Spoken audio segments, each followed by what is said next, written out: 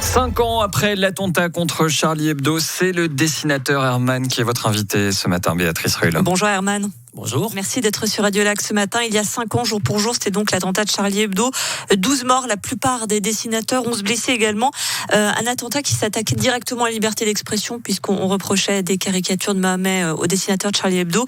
Est-ce que vous diriez que 5 ans plus tard, votre métier a été changé par ces attentats ? Il n'a pas été tout à fait changé. Non, ça a été un gros événement. C'était un gros événement pour Charlie. Il y a eu des morts que je regrette énormément. Encore, il y a des trous qui ne se sont pas refermés. Des types comme Wolinski était un type admirable. Cabu était un caricaturiste extraordinaire. Il y a eu des survivants, et ces survivants, pour eux, tout a changé. Il y a encore des traumatisés, c'est quelque chose dont on ne se remet pas. Certains en ont fait de l'art, et j'ai lu par exemple le splendidissime Lambeau de Philippe Lançon, donc ils ont réussi à faire une œuvre de ça.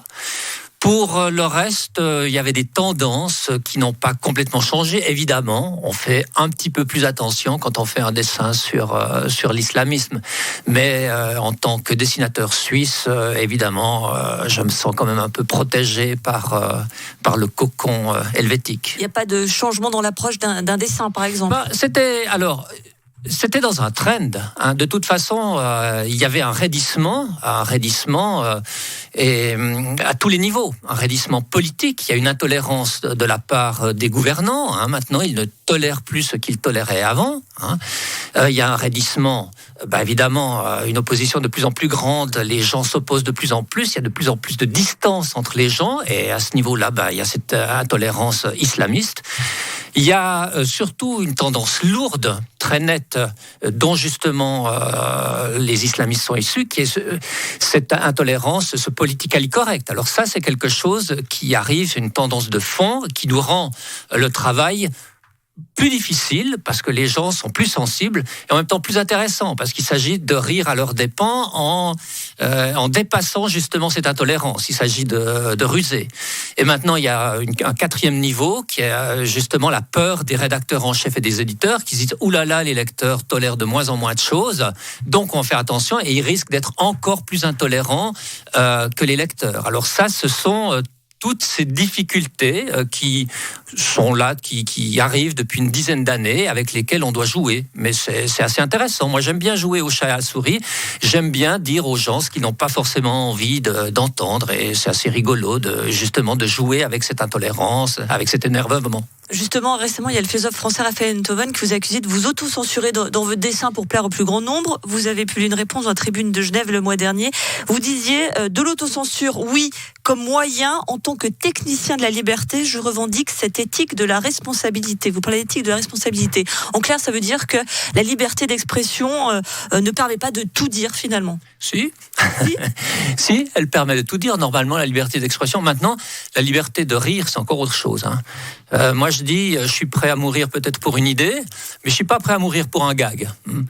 Si une personne ne peut pas entendre une chose d'une certaine manière, on va le dire d'une autre.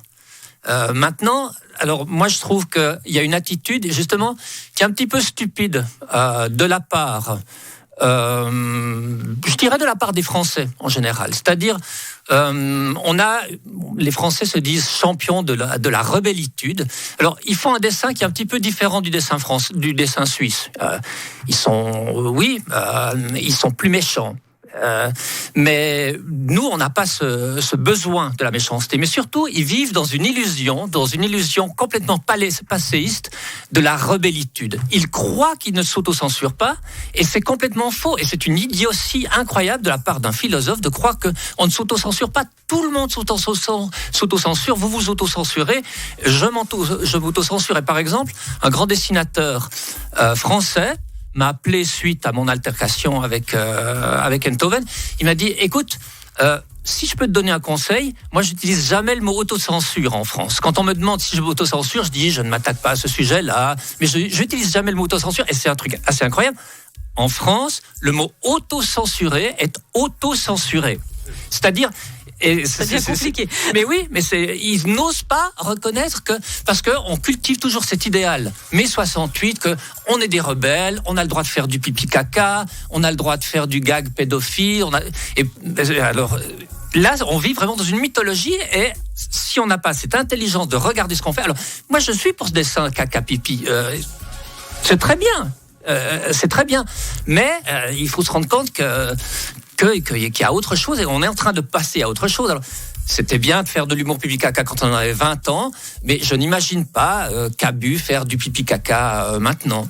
Pour terminer, on va juste parler rapidement de votre dernier ouvrage, Tout baigne aux éditions Slatkin, avec donc Pierre Maudet en couverture. Pierre Maudet, c'est un peu, c'est sans autocensure avec lui, c'est la caricature facile, rapidement. La caricature facile, exactement. Alors en Suisse, ce dont on manque, c'est des personnages saillants. C'est un personnage saillant, donc c'est un type qu'on connaît bien, dont les gens sont proches, une personnalité forte. Et donc, pour moi, c'est exactement ce qu'il faut, une personnalité à laquelle je peux me confronter. Le saillant Pierre Maudet, retrouvé donc dans cette compilation de vos meilleurs dessins des 2 dernières années de Tout baigne aux éditions Slatkin. Merci beaucoup, Herman, d'avoir été sur Radio Lac.